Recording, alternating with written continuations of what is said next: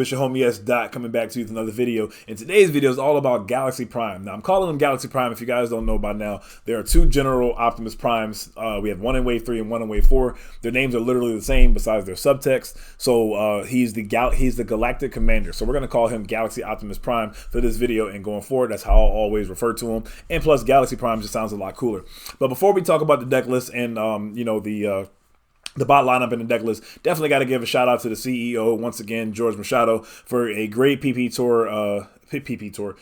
Play Tour ran this past weekend in Dallas, Texas. Now, great event, 24 players at the Transformers event. There were about 5 or so different card games, Yu-Gi-Oh being, I think, the biggest showing for the weekend, which it usually is right now. Until a couple years, Transformers really pop off. But anyway, so yeah, 24 players, so there's 5 more than Pro Play Tour Ohio. And I'm a little shocked that it was only 24 players. I felt like the Dallas area had a lot more players to kind of definitely migrate over. But I mean, I think it was just a lot of Texas people just kind of all hovered over the event, which is cool. So we get to see how the Dallas boys and see how they rock. And it was definitely a cool event to see. I think my favorite match to watch, the one I was most excited for was the one Kyle Wynn in top 8 versus Jesus, I forgot his last name, with the Lord Megatron deck. Now, I just finally got my Lord Megatron in the mail, built that deck, love that deck. I'm loving that we actually able to play full-on tanks, and maybe have some gameplay with that coming up soon, or on Waj's channel. I think I did play him a game or two on his channel, so definitely check out his channel, subscribe to him, show some love. But yeah, so the event was cool. Kyle Wynn ended up taking it down with Major Shockwave, the homie Major Shockwave. I'm surprised and I'm not surprised. Not surprised by player caliber, but I'm surprised that something that you're gonna hear from Dan Arnold. Shout out to Dan Arnold and Vector Sigma. Soon in our next episode in our finals conversation is the underrepresentation of Wave 4 cards in the meta there. So I mean, of course, there were like the obvious ones like Conversion Engine with Christian Young. Shout out to the Young brothers from coming down from Minnesota. Like the Conversion Engine and the Springer deck. Of course, the big one, Daring Escape. But it still played a lot of old cards. Not saying that you have to adapt your entire deck to playing. Not saying that you have to adapt your deck to playing every single new card from Wave 4. But I just felt like it was a little underrepresented. There's still a lot more to be untapped. And of course, hey, this was just the first tournament of a new format leading into PAX. Which, by the way, is not this weekend coming, which is it's next weekend. I can't believe it's that close already. When you kind of stop thinking about it because it's so far away and it's like, oh, December 8th, it'll never get here. Just like the set, I felt like Wave 4 would never get here, and then hey, it's finally here. And then before you know it, PAX, we had a month to test, between sealed and constructed, and already, the invitational is next weekend. So definitely, if you're coming out to that, definitely come and say what's up. We got to get a flex picture, all the good stuff, and definitely love talking with everybody between rounds. Not necessarily between rounds, I'll probably be stressed enough thinking about the tournament itself. But I want to say I plan on being there Thursday. So if I can get there Thursday, if you want to play a game, I'm down. I'll have like 4 or 5, maybe even 6 decks, something like that, built. So I'll be able to pull one of those out and we can definitely play and go toe to toe and have some fun. Yeah, I think that's about it. Let's jump right into the deck profile. All right, guys, so we're going to jump right into it without further ado. Of course, you guys didn't come here to see me talk. You guys came to see what I plan on doing with my my Galactic Optimus. So, Galaxy Optimus. Galactic doesn't sound as cool as Galaxy. I don't know why. But anyway, so I chose to team him up with Fireflight and Flame War. Now, I know I've seen people servicing, talking on the internet, pretty much coming around with the same bot lineups. There are aggressive builds that play Steeljaw and somebody, there's a deck that plays like Flame War and Skydive instead, because it's nice to be able to flip Flame War and attack with Skydive. And those are probably all fine. My problem with kind of fine. The problem with Skydive is I only have one range character then. And I'm playing like the range package and playing a couple of new cards as well, and all those cards can only go on Optimus. And plus, when you only especially after you get an Ion Blaster of Optimus Prime on him, it's really hard to want to take that Ion Blaster off for one of the other range cards. So I wanted to have at least one other range character, and plus Fireflight is great here because with his 2 defense, he has Brave, so you have to attack him whether he's tapped or untapped, and he'll be able to soak up at least 2 to 3 hits depending on how heavy your opponent hits. And with Flame War giving it tough 1, that's going to be very good. If it takes any more than 3 hits to kill Fireflight, you are way ahead because your opponent cannot attack any other character, and no matter what, most likely, unless you The only time that they'll be able to attack any of your other characters while Firefly is alive is, of course, if you attack with the Galaxy Optimus or Flame War first, which you most likely won't do. So as long as it's alive, it's definitely great to use. Actually, there's a card that I'm not playing Inferno Breath. Should I be playing Inferno Breath? Probably not. Probably. I don't know. That seems really good, actually. Something I did not consider until I'm actually just making this deck profile. Now, I have tested this a bit. I've tested this with my boy Maurice. Shout out to my boy Maurice.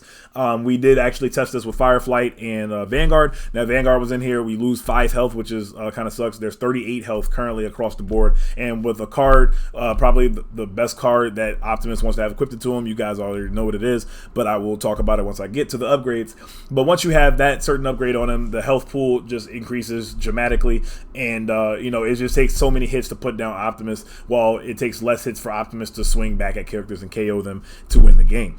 So yeah, it takes a while for Firefly to die. Ideally, that's the theory behind it, and it gives you time to set up the Galaxy Prime. He's also ranged as well, so that does help with the range package, and of course that new card, that new upgrade weapon that we got.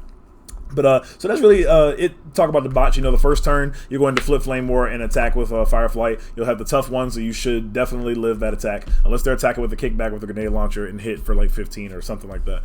But so he should survive that attack. The next turn you're going to then flip Optimus, and then you'll attack with Flame War. She's probably not going to do anything unless she has a bigger they are or whatever. And I'll talk more about that, of course, when I get to the battle cards. And then on the next turn you're actually going to leave Prime in this mode, and you were actually, I take that back. You know what? Depending on if you're playing against a range deck, you may potentially not flip Optimus on the turn after when your next turn when Flame War is going to attack. And I say that because it's just one card, Marksmanship. It's not the biggest deal, but that free 2 damage, you rather that go on Flame War, and you want your Optimus to be loaded up and as decent as possible once it's just him versus the world, versus the rest of your opponent's bots.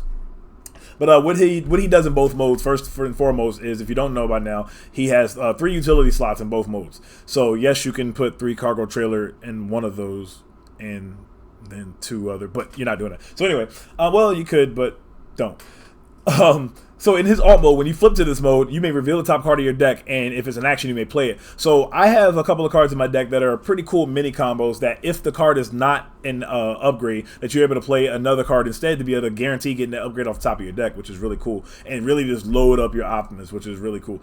So and then in his bot mode is just like icing on the cake. I don't cater to this. This deck is clearly heavy blue because, of course, I'm playing Flame War, but if you do hit an orange and a blue when he attacks, you are able to add one of the upgrades that you flipped, if any, of course, off of those flips onto Optimus for free, which is nice. So there is some orange in the deck, but it's not catering to his effect. So like, I've seen some builds that play like Supercharge and Fight for Position to like have Steeljaw to cater to him, which is cool because that was one of my first builds as well, or one of my builds to play Optimus with as well. But I like the heavy blue aspect because, 21 health, you get an energy pack on him. That's the card we're talking about. Who am I kidding? So we get no spoiler alert for that one. We get an energy pack on him, and like, you're effectively at 42 health. And it just takes so many hits, like I said, to kill him. And especially with Flame War, the longer she lives, the longer Firefly lives, the longer Flame War lives, which passes the tough to him when he attacks. And then if Firefly, again, if he's still living, you're just getting so much value out of it. And of course, that's why he was one of the most important cards in the aerial bot deck. So I think he was good to pass over here. Without further ado, enough talking about the bots. Let's get into the deck list. So 3 security checkpoint. Not too much to say about this. Very powerful card. Get it off. It can potentially win you the game. Getting rid of your opponent's bashing shields, etc. And then playing your armor is always great. By the way, I mentioned this before. I'll mention it again. I like to play my security checkpoint the turn I'm going to attack with my best character. Because if they have bashing shield, they have to get rid of it. If they don't get a bashing shield on their defensive flip, then your armor's safe, and then your character has a better chance of living and deflecting that attack pretty well. So that's I see people like activating security checkpoints at incorrect times. Of course, the best time to do is when you have all other actions in your hand, so you don't lose out on any upgrades as well. But that's one of the biggest things that actually helped me win Origins as well throughout the day, using checkpoint like that. When I know they had bashing shield, got rid of it, played my sparring gear or whatever, and went in for an attack. So 3 of those. Next up for our actions, we have 3 Marksmanship. Mainstay in this deck. Part of the range package. Optimus, the Galaxy Optimus is ranged in both modes. And of course, Fireflight is always going to be ranged. So this will always be live, save, except for against, combiners or obviously bots that are in alt mode. And then against Omega Supreme, Captain Omega Supreme, all their characters are in alt mode at all times. And then when you go into the big guy, he's also a combiner. So it's dead against them as well at all times. So it's an easy side out. Next up, we have interesting card. Well, actually, I'll skip to. I'll do that one next. So another 3 of we have is the bigger they are. Now this is a recent one I just added. These actually were 2 hidden fortifications and another card, but I added this card so to be able to have Flame War be able to do something still. I need her and even Fireflight 3 Pierce 3. You know, he'll have 3 Pierce 4 technically, but of course you can only do as much Pierce as you have attack. So it'll be 3 Pierce 4, but you only take the 3 Pierce 3. So I need them to do something besides just be fodder. Like, yes, it's nice that they are kind of just there to help Optimus. That's kind of how it always was. You have your big guy, 2 sub guys. But I mean, like in the 3-wide Optimus deck, the original one from Origins, I mean, Hot Rod and Flame War still did things, you know, with Energon Axe or whatever. So I think this card is still nice. You flip this once you stand everybody back up. So like I said, your turn sequencing will go flip Flame War, attack with Fireflight. Then in your next turn, you'll just actually not use a flip, because when you attack with him, you don't want to flip him back to this mode when he's attacking. You want to attack with him in his stronger mode. It's not like he has more defense in another mode or not. If he had 3 defense in this mode, potentially you could do that. But if he had 3 defense, that would be kind of crazy, and I don't think he'd have 21 health if he had 3 defense in that mode. But you'll just keep him like this to save against marksmanship if your opponent's playing ranged characters, something to be wary of. And then on your next turn, you'll flip Optimus and attack with Optimus. Once everybody stands back up, on your next turn, then you can flip Optimus back here now, because you know Fireflight or Flame War is going to go back in. And if you hit it bigger they are off the top of your deck, that's really nice to be able to pull one of these characters for free, because it does not count towards your action nor upgrade for the turn. Now, you could also just flip, you know, obviously flipping him here and getting anything free is always going to be nice. But the other big thing is just simply having the bigger they are in your hand. And then since everybody stood, you get to attack whatever character you want to attack. Being able to put the bigger they are on Flame War, and then with the Energon Axe or whatever, and get at the one of, you know, their best character or whatever, could be potentially game winning, you know, to get that big damage, that nice pierce damage on the character. A card that I just recently added to the deck a week or so ago, and through playtesting I felt like this card was going to be very good. I will come back to this card a couple of times as I talk about my upgrades, but as Reclaim. So Reclaim initially was in here to simply on level 1. Let's talk levels here. You haven't even seen my final form. So the weakest version of it was Energy Pack, spoiler alert, is the most important card in this deck, right? You want to have at least 1 or 2 energy packs on your big Optimus Prime when everything's said and done. Have that extra health, keep hitting hard, he's laughing as he's taking these hits, blah, blah, blah. So I'm like, well, I can play Reclaim and stack Energy Pack on top of my deck and just hope that the next card after Energy Pack is a blue. It's not like I'm able to look at the top card of my deck like Major Shockwave. And by the way, I've been doing that a couple times. Like, it's so I've been playing Shockwave for so long. It's so automatic to immediately draw from my turn and look at the top card of my deck. It's kind of funny. Not really. It could be cheating and I could get in trouble for that. But yeah, so it was a very subpar to hope that the next card was a blue, because I'm playing heavy blue, but not every single card in here is blue. So that was, like I said, on the weaker level of it. But I found some niche situations with some upgrades that actually make it very interesting to play and to guarantee you can get your energy packs on him even after you mill him. So we'll get to that here in a second. Well, not a second, but you know, a hot minute. Next up, that's it for my 3 ofs. Next up, we have a 2 of. This is the only secret action I have in my deck currently, Sabotage Armaments. It is definitely the best secret action in the game currently. Of course, some of my other favorites are Hidden Fortification, which I think is right behind this card, and then Hijack, you know, one of my personal favorites, and you know, the list goes on from there. But this card is just great. I think Hidden Fortification is not good against other blue decks. If other blue decks are hitting with their guy for like 7-ish or whatever, if you have your armor, that's most likely going to stick anyway. So you know, they're not playing Bastion Shield or whatever, and even if they are, I mean, sure, there's still a blue deck and not hitting for 15 like an orange deck. So I feel like Hidden Fortification is, since I think the format is going to cater more to blue, I think Hidden Fortification is a great side deck card. I don't think it's a good card to main. I'm not saying that you shouldn't main deck it at all, but I don't think it's a card that you should main deck 3 of, that's for sure. Like, I initially wanted to play 3 of it, but then I'm like, wait, the whole format is going to be blue, so it's not going to be as good. Yada, yada, yada. So I think that card's definitely a good, easy 2 to 3 of side or whatever versus aggressive decks. But this card is great. Yeah, scrapping your opponent's weapons is always great. Major Shockwave gets hurt by it a lot. His constant grenade launcher that he has on him, it hurts. It hurts players playing mercenaries that have dual wield. The list goes on and on how good this card can end up being. It stops overwhelming advantage based off of how the turn sequences go, as long as I'm understanding it correctly. When your character attacks and then when your character defends, you technically flip this card before they flip their battle cards. I'm still kind of confused on that, but I think this stops that.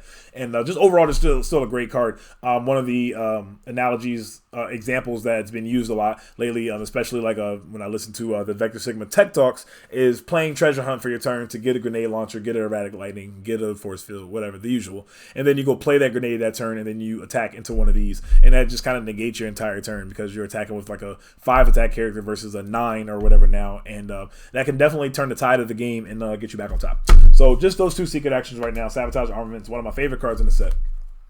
Next up, we have we have Treasure Hunt. Treasure Hunt was a 3 of actually initially when I started, but it turned down to 2, and it actually ended up turning down to 1. I'm playing 40 cards on this list, so playing more than one, just the space wasn't available to me. The bigger they are, I don't know if it's necessarily necessary, but I don't even know what I would add over it. Like I said, they were hidden fortifications, but those are going to migrate to the side deck. So yeah, just 1 Treasure Hunt right now. The deck is actually heavier upgrade built versus actions. Is 17 actions and 23 upgrades. So yeah, if you do draw it, it's nice, but I feel like the other ways you're able to facilitate actions and upgrades are, through Optimus effect, being able to flip to alt mode and hit a potential free action, or play some of the upgrades we're going to talk about and get stuff for free off the top of your deck and just load them up anyway like that. I feel like draw power is not necessarily necessary in this deck. Like I did have pep talk in here and stuff, but just still messing around with it. I don't think it's necessary to have more than 1 of this right now, and we're just going to go with that. And plus, it is a horn orange to potentially help proc the General Optimus. Next up, we have 1 Smelt. This is a mainstay at 1 and usually most of my decks. I actually contemplated putting this up to 2 because in most of my decks, I think this deck does have 6 greens. I like to try my best to build my decks orange or blue with at least 5 greens, if not more. Like the more the better. And when I say the more the better, probably in that range between like 5 and 7, 5 and 8, something like that. If I'm at 4 or 3, I'm not feeling pretty good about that deck because those handheld blasters or Peace Through Tyrannies or improvised shields or whatever, are in my hand a lot more often. And if my character can't utilize those, or if I'm not playing Fire Drive or anything like that, those cards definitely suck being stuck in your hand. So just a one of, this card will be good against early pocket processors. It'll be good against early W5 Gyro Blasters, Sparring Gears, any other armors, Force Field. It'll be good against Conversion Engine, because Conversion Engine is a card they want to play early. So it'll be good against all those to catch those early. Of course, it's weak against Field Communicator. It's weak against Bash and Shield. It's weak against Armed Hovercraft. Speaking of Bash and Shield, I want to repeat this again. I've seen people willy-nilly always activating this card. I've said it in another video, don't remember which one, but I'm saying it again now. If your opponent only has 2 upgrades out and they have an Energon Axe and a Bashing Shield, or a Erratic Lightning and a Bashing Shield, first of all, look at that Erratic Lightning as taking a mini press the advantage, off of your opponent. And I say that meaning that since Erratic Lightning gives -1 defense, you look at that as an easier way to potentially kill their character. So that's one little sub note. The other sub note is don't activate this if they have a Bashing Shield out, plain and simple, or Field Communicator or on Hovercraft. Especially in Bashing Shield's case, because it's a green, if you playing this, puts that into the scrap pile to get reshuffled back into the deck to grab again upon a flip from attack or defense, thus scrapping one of your armors again and putting you in a bad position.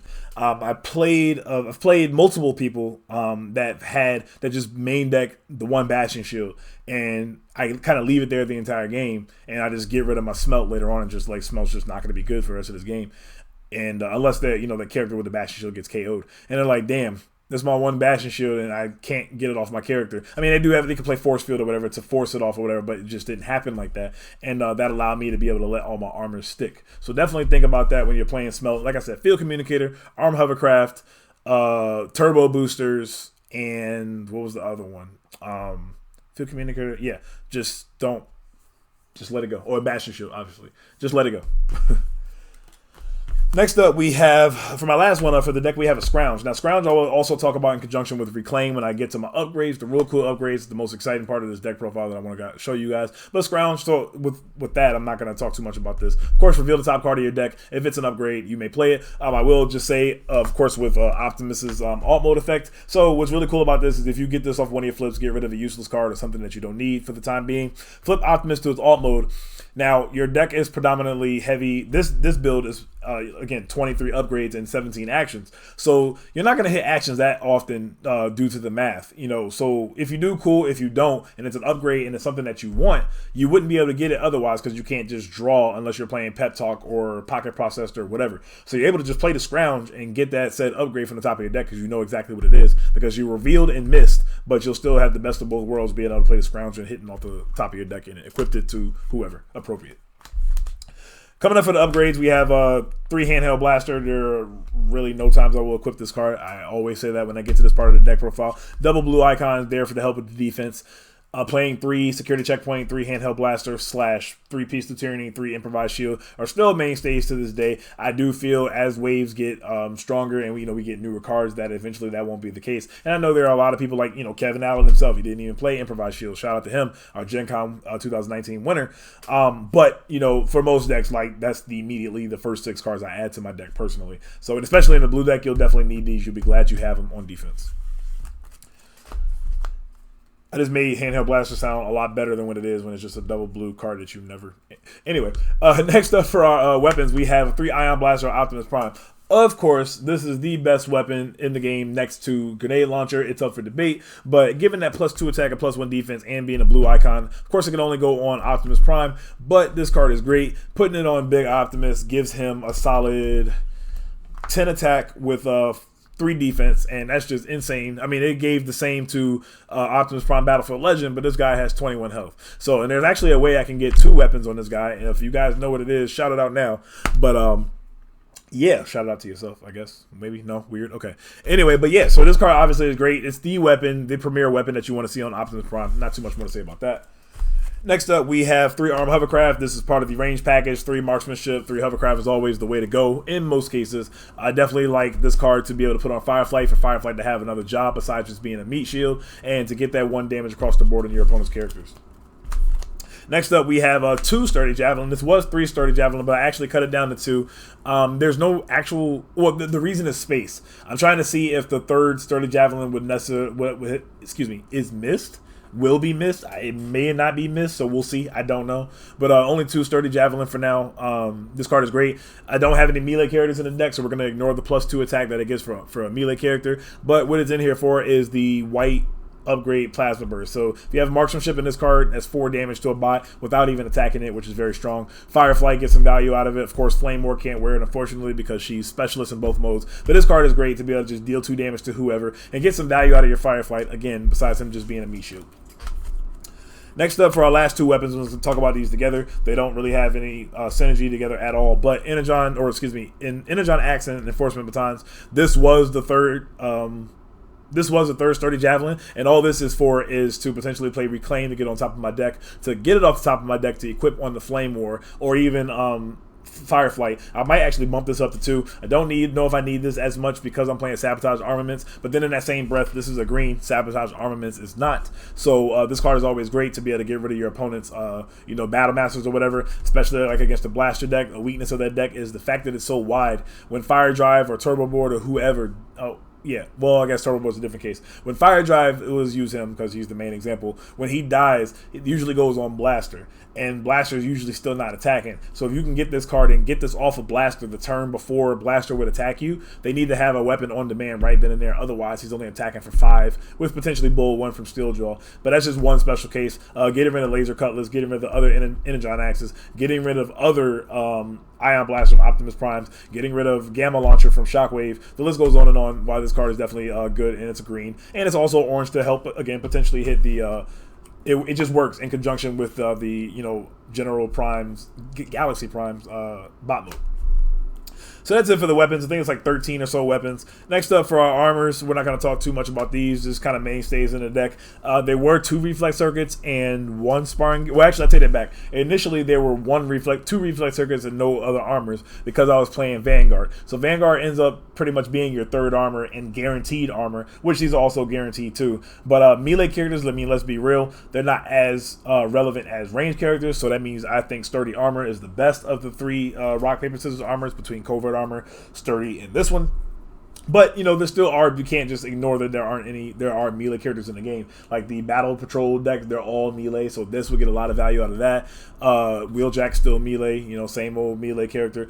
Kickback still melee, some of the most powerful characters in the game are still melee, and then so when it does matter, it will come up, and plus it's just a green to help facilitate getting things that you don't want out of in your hand, to get reshuffled back into the scrap pile. Like, of course, handheld blaster is the immediate one, security checkpoint, whatever.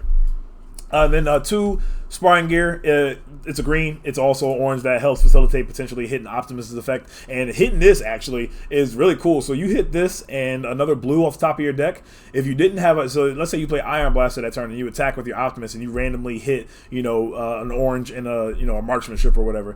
Being able to equip this for free is really nice. So you just played a +1 defense weapon, and then you have the tough 2. So if they don't get rid of this, like Galaxy Prime is going to shrug that damage that he's taking off, unless you're Christian Young and you attack with Springer for 25.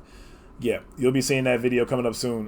George Machado will be sending me the video footage for each round that he can dissect from the streams, and I'll be doing commentary over those hopefully in the next week leading into the Energon Invitational. So be looking out for that so you can see the new decks in action. But yeah, so 2 sparring gear was also important about playing 2 sparring gear over another reflex circuits. Sure, Fireflight can wear the reflex circuits, but every character can wear sparring gear. And yeah, it's an orange, but like I said, it actually caters to Prime's effect. Overall, I mean, I think it's like 10 cards, so a 10th of my deck, or 10th, wow, 4th of my deck that's not blue, but it's fine. And like I said, Flame War can wear it if you want to have her survive. More importantly, Firefly can wear it, which gives him tough 3 between Flame War and this, so his survivability can be just, unmatched in just immovable fortress. Assuming your opponent doesn't have a whole bunch of pierce or direct damage to burn them down. But, yeah. So, coming up to the utilities, actually going to start off with the best one. There's not much to say about this except for give to a character that has 11 stars or more. It has 4 health. It's a utility. It's an orange, so it's easy to flip this and a blue off the top of your deck to hit this. This is the card that you want to have equipped on Optimus Prime. The dream is to have all 3 of these upgraded onto Optimus Prime. The reality is you only need 1 or 2. Having 21 health from the get-go is already insane. If you have the option, if you have the option late game to put the third one on, which is very possible with these next couple of cards, the most exciting cards I actually want to talk to you about. It's not that serious, but I make it seem like it is. But yeah, if you only need the 1. Being at 25 effective health, having a second one is like really good, and it's like, okay, well now your opponent's just really sinking in the seat because they're like, damn, I just did all this work. I just, one shot stand him and this and that. Now one shot stand is effectively not, doing anything with 1 on. Then they play a second one and they're like, okay, this is annoying. And then you may get the third one on later on in the game and it's like, okay, well, it's just too much health to take out. It's like a big boss monster. It's like he's like I want to say a better Metroplex, but he is and he isn't, because he's like a like a little Metroplex, and he's just kind of knocking fools out. So anyway, yeah. 3 energy pack, and between Reclaim and Scrounge, it's easy to get this off the top of the deck, and we'll talk about here in a second why it's definitely a lot easier to get them. Now, kind of backtracking a little bit. Well, you know what? Let me do this. Let me talk about Matrix Leadership first. So Matrix Leadership was a card that I was playing 3 of from the get-go. It seemed like an automatic 3 of include, right? It probably still is potentially correct to play 3 or maybe even 2, but space is an issue if we're going to stay at 40. I'm an advocate of playing 42. I don't mind jumping it up to 42 and seeing if my hands matter and if it matters at all, and potentially fit in some, well, I guess if I fit in more cards, it'll probably be more actions, not upgrades. But testing these last couple of cards I want to show you, I may potentially take those out for these, because simply put, if you flip this automatically triggers your Optimus effect because it is an orange and a blue, which helps its effect. And then whatever other upgrades you flip off of your attack, you're able to just automatically equip. And in that worst case scenario, you can just equip this to your Optimus, and now that 1 damage, that 1 attack and 1 pierce spreads to your other to Fireflight and Flame War. Now it is subpar against orange decks. I don't know if I call myself side decking another one of these, and that may or may not be good because you get that 1 pierce in. 1 damage is 1 damage. So yeah, most of the times, like I said, in past formats, especially in heavier orange formats, it's not as good. Against blue decks, of course, is better because, Fireflight, a 2 pierce 1. Get in for that 1, do something. And like I said, it's easy to facilitate triggering Optimus' effect. Now, next up is a card I actually just recently cut down to 2, and I actually might have to switch these ratios, and I'm going to talk about them both together. The most exciting cards in this deck that I want to talk about. We are talking about Shoulder Holster and Metal Detector. Now, Metal Detector is a black-green icon card from Wave 3, and then we have Shoulder Holster, which is a single blue icon. It unfortunately does, and it's also utility, it unfortunately does not give attack or defense, but it says the upgraded character has an additional weapon slot, and then you may reveal the top card of your deck and play a weapon, or if it's a weapon, you may play it. So what's really cool about that is 2 things. Well, I guess we could say 4 things. Well, 2 things. I said it right. Give me a second. Okay, so reclaim. So it's very simple to just simply now. Again, I took out metal. I think I took out the Matrix of Leadership could potentially, like, Maurice actually didn't want to play any Matrix of Leadership. I thought he was crazy for it. But then I was like, you know what? We're just testing. What do we got to lose? So we took them all out, and this metal detector put in work. So this Matrix of Leadership may potentially actually become another metal detector because it's a lot better to get any of your upgrades overall. Keep in mind, General Optimus has 3 utility slots, so he can easily fit in a, 2 energy pack or energy pack and whatever else, and then eventually you can kick this off once you're, for another energy pack or whatever, once your Optimus is fully loaded. But what's really cool about this is being able to retrieve your Ion Blaster of Optimus Prime with Reclaim, and then play Shoulder Holster. You reveal the top card of your deck, you know it's Ion Blaster. Imagine having 2 Ion Blasters on Optimus. Not 1, but 2. So this guy is a 12-4, and with potentially even an armor. It just seems unstoppable. He has so much health, so he's going to take some damage, but he's going to hit for so much more. That's consistent 12 every single turn. So now keep in mind, of course, once you play another utility over this, if you do late game. So let's say, like, I've had some games against Maurice. Mad annoying, Maurice. You're annoying for having 3 energy pack on me consistently. But so between playing Reclaim and then for an energy pack, and then attacking and having metal detector on Optimus, or even on another character. It doesn't have to go on Optimus. That's what's also nice. Firefly is actually just a body to be able to put the metal detector on, so he can flip cards off the top of the deck too and get those free upgrades and load up your characters. So you can play Reclaim to an energy pack, then play metal detector, which is nice because of course this is an action and upgrade. So you can play both of these in the same turn to load up your Optimus with an energy pack. And if you hit another orange and blue, and you can just really load him up pretty fast. So again, if you trade or going back to what I was saying, I got off track. If you trade the Shoulder Holster for another utility, the extra weapon slot will automatically fall off. So if you do have 2 Ion Blasters, unfortunately you lose one. But I feel like a loaded, quote unquote, Galaxy Optimus is 2 energy pack and a Shoulder Holster, which is ideal towards the end game, because him having that extra weapon slot means you won't feel bad about trading one of those Ion Blasters for an armed hovercraft or for can't talk. Enforcement Batons, Energon Axe, or Sturdy Javelin. You won't mind trading that second Ion Blaster for burn to get that direct damage on your opponent. So, and of course you got Scrounge here as well. If you you can play Shoulder Holster in like worst case scenarios, and if it's not a weapon but it's a upgrade or armor, you can at least play the Scrounge on top of your deck. And like I said, this deck is heavier. This is 23 upgrades, so playing Scrounge more times than not, you'll probably hit an upgrade. Hopefully you can work it out that way where everything's kind of works in your favor. But of course, wouldn't we all love that? So yeah, I thought that was a pretty cool combo. I thought Shoulder Holster sucked when I first saw it, but then I saw that there was some potential in General Optimus. Maurice mentioned it to me, and I was like, yeah, I've always thought about the card, but I'm like, it's not its time. And then I looked at Reclaim, and I'm the one that put Reclaim in the deck, and I'm like, it's kind of building the deck together, and I'm like, you know what? Wait a minute, we might be onto something here. So being able to have all those utility slots and kind of manipulate the game like that, you got Firefly protecting while you're trying to set up. Sounds really good. There's some gameplay of it. Me and my, like I said, me and my boy playing, so I can vouch that it is pretty solid. And yeah, it's big Optimus swinging for the fences. So that's it for the deck profile. I hope you guys enjoyed. If you like this video, please give this video a like, and yeah, tell me what you think of the deck. Tell me about your build, going in to the coming weeks, what you've come up with. And, I'm always down to share, ideas and stuff. Definitely been taking some notes from other people and other players. That's one thing that I really love about this game, seeing all the other ideas people come up with, and definitely catering to those things. Like, shout out to Powered by Primus, his Triptychon deck profile. Definitely go over to his channel and check out that Triptychon deck profile, and also subscribe to him if you're not, because he definitely has a whole bunch of good content. He has a very big player base over in Colorado, where he's able to get a lot of gameplay in, which is really cool, and deck profiles. But his Triptychon deck gave me a new light in terms of what I want to play with it.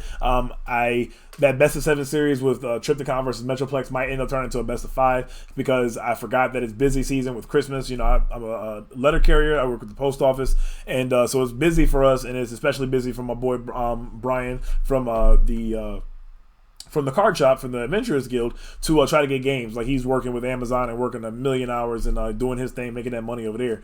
And can I hold $1, Brian? So it's hard to try to get games in. So we might have to make it like a best of 3 series of 2 out of 3 games or something like that. Maybe not necessarily best of 7, especially because the Energon. I mean, I guess we can still do this after the Energon Invitation. It doesn't have a deadline behind it, but definitely want to get some more games up with that, and with some edits from Powered by Promises deck, because cards like Coop and Valuable Contract was a card I was already playing, but Involuntary Promotion I wasn't playing. Coop I wasn't playing. Very good catches, and I think I'm going to cater the deck more to orange and black, but I'm going to get up out of here and stop burning any more of your time with my rambling. I will catch you guys in my next video. I hope you guys like this one. If you like this video, if you're new to the channel, definitely welcome, and subscribe to the channel, because you'll never miss any of my videos as soon as they're posted. Got a whole bunch of exciting stuff coming. Got interviews coming in 2020. I got you know, just a whole bunch of stuff, to look forward to. This is only the beginning of Transformers. So EIQ next week. I have some more videos coming up within this week and next week, talking some things about you know, what's going to be happening, like in terms of how to prevent going into time, or tips to save you from not going into time. So it's things that I always use in my arsenal to try my best not to go into time. I like to play pretty fast. I usually play pretty fast. There are some turns where I take some time or whatever, but yeah, some tips to help you guys out going into the EI, because it's already going to be hard enough and stressful enough with 9 rounds and only cutting to a top 8. You don't want to lose any of those rounds due to time and it being your fault. There is potential for you to be playing fast, but your opponent to unfortunately play slower and go into time, which actually ends up happening to me a lot, and it's all good. It happens, but I mean, it just is what it is. So I'm throwing out that tip video, and I will catch you guys in my next one. You guys know what it is. You guys have a great day and or great night whenever you're catching this video. This is S. Dot of FTF heading out. Peace.